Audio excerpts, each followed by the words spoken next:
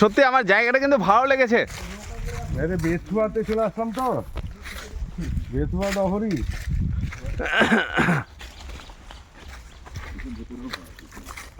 এখানে শিয়াল টিয়াল থাকার রাস্তা নাই। রাস্তা নাই, না, কোনো গ্যারেন্টি নাই, ওইসব সাঁতরে চলে আসতে পারে। ওটা একটা দিক।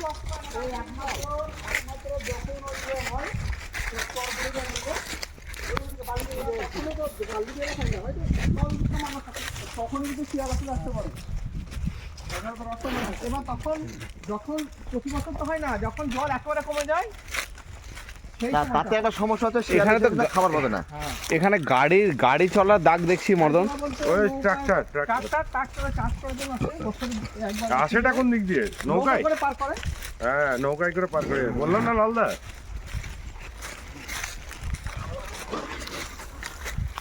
এইগুলোতে অনেক সময় ফিশ ফ্রাই করেছে, কিন্তু এখানে এসে